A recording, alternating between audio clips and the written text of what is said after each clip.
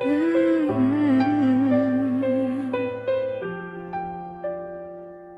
mundo ng apps at sa totoong buhay, may mga matang laging nakabantay. Oh my gosh, nagkalat pa talaga sila. Naghihintay na kami madaba at magkamalay, para may kwento at may pintas. Bawat galaw namin nakamasid, gagaya-gaya pa, wala namang originality.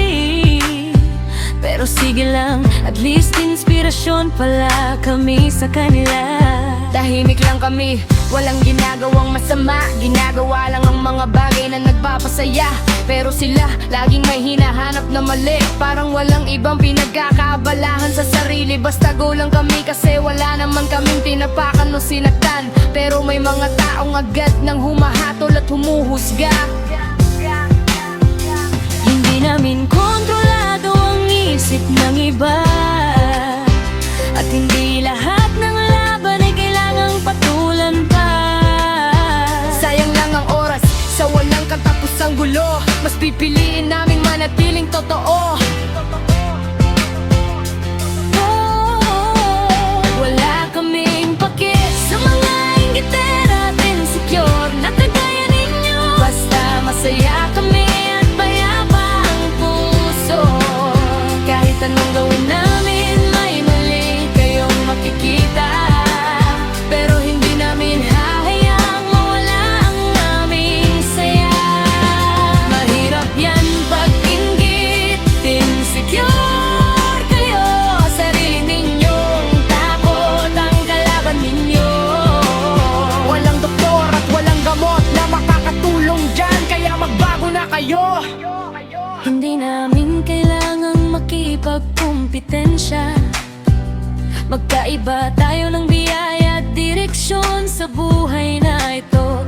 Mayroon kayong wala kami, mayroon kaming wala kayo. Pero hindi iyon dahilan para mainggit sa kapwa. Respeto at pagmamahal ang dapat ikalat. May mga taong allergic talaga sa amin at tanggap na namin. Wala nang dapat patunayan din. Bakit namin babaguhin kung sino kami? Para lang matuwa kayo at tanggapin kami. No way, never mangyayari yun. Mas pipiliin naming maging totoo Kaysa mabuhay sa ingay at sa negatibong magulong mundo. Hindi sukatan ng halaga ang opinyon ng iba na kagaya ng lata na walang laman ng sobrang ingay. Mas mabuting manahimik kung walang mabuting ambag at walang mapupulot na aral. Okay, manahimik na lang.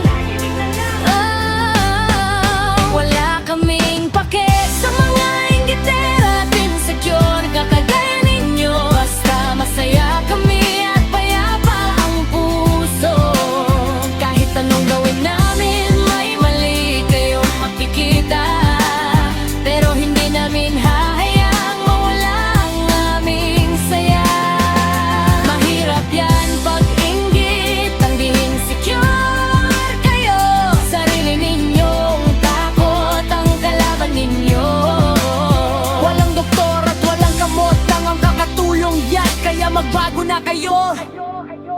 Ang liwanag namin ay hindi para magpasikat, kundi magbigay ng saya at inspirasyon sa lahat. Kung may ayaw sa amin, ayos na ayos lang. Hindi lahat ng tao'y makakasundo at magiging kaibigan. May Diyos na nakakaalam ng katotohanan sa bawat luha at laban na pinagdaraanan. Taas noo kaming lalakad palayo sa inggit, paninira at negatibong mundo. Mahirap yan, dala-dala ninyo ang bigat na kayo rin ang gumawa. Bahala na kayo kung ayaw ninyong magbago pa. Kami mananatiling payapa at totoo dahil wala kaming kailangang patunayan sa inyo. Wala kaming pake Sa mga inggitera at insecure na kagaya ninyo. pag inggit, pikit, ika nga kami ay tapon. Tunay na masaya, hindi namin kailangan ng material na bagay kasi mabilis mawala lang yan. Pero ang totoong samahan ay pang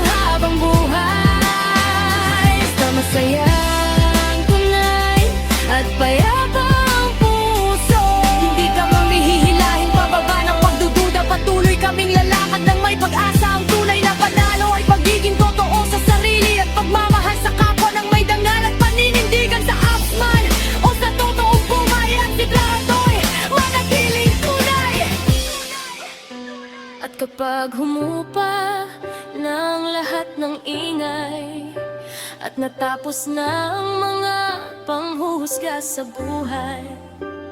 Ang tunay na lakas ay hindi na sa paninira, kundi sa pusong marunong magmahal at magpatawad. Magunawa sa kapwa kahit mahirap minsan, dahil kabutihan pa rin ang nagwawagi sa huli ng lahat. At doon kami mananatili, payapa, matatag at tunay, sama-sama at totoo sa bawat isa. No nega.